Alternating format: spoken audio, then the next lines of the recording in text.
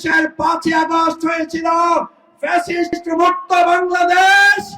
২০২৬-এর ৫ই আগস্ট হবে ইসলামের বাংলাদেশ। আসসালামু আলাইকুম ওয়া রাহমাতুল্লাহি ওয়া বারাকাতুহু।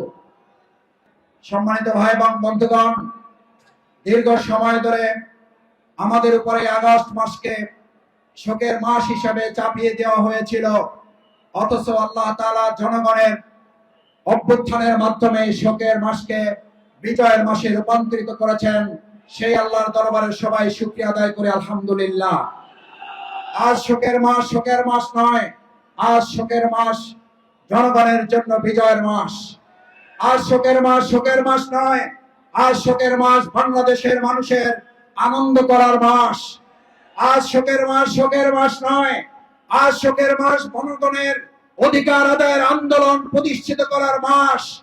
এই পল্টনে আপনারা সেদিন গুলি এবং বোমার সামনে দাঁড়িয়েছিলেন, আজ আমরা দাঁড়িয়ে চাই।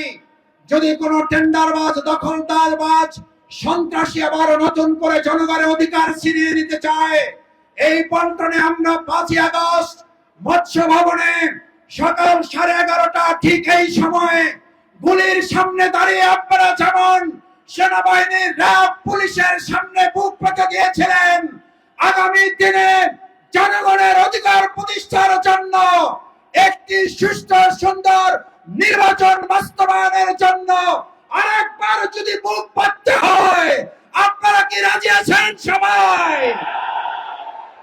সবাই রাজি আছেন?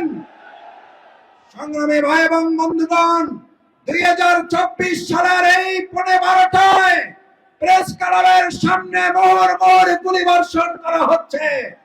2024 সালের আজকের এই 12টায় চানখার বলে আমাদের ভাইকে গুলি করে রাস্তায় ফেলে রাখা হয়েছে। দেলার ভাই, কামাল ভাই, মান্নান ভাইদের নেতৃত্বে মিছিলের সামনে গুলি করে।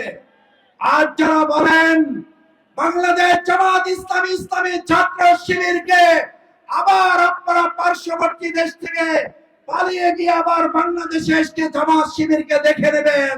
17 বছরে জামাতকে দেখতে পারেন নাই, আর জামাত শিবিরকে দেখার সুযোগ পাবেন না। আসুন, বাংলাদেশ জামাত ইসলামী 2024-এর 5ই আগস্ট ফ্যাসিস্ট মুক্ত করে একটা বিজয় নিয়ে এসেছে। 2026-এ সুষ্ঠু, অবাধ, নিরপেক্ষ লেভেল প্লেইং ফিল্ডের নির্বাচনের মাধ্যমে চূড়ান্ত বিজয় আমরা অর্জন করব ইনশাআল্লাহ। সেই বিজয়ের মিছিলে সামিল হওয়ার জন্য কি সবাই তৈরি আছেন? সেই আহ্বান জানিয়ে আসুন। 2024-এর 5ই আগস্ট হয়েছিল ফ্যাসিস্ট মুক্ত বাংলাদেশ। 2026-এর 5ই আগস্ট হবে ইসলামের বাংলাদেশ।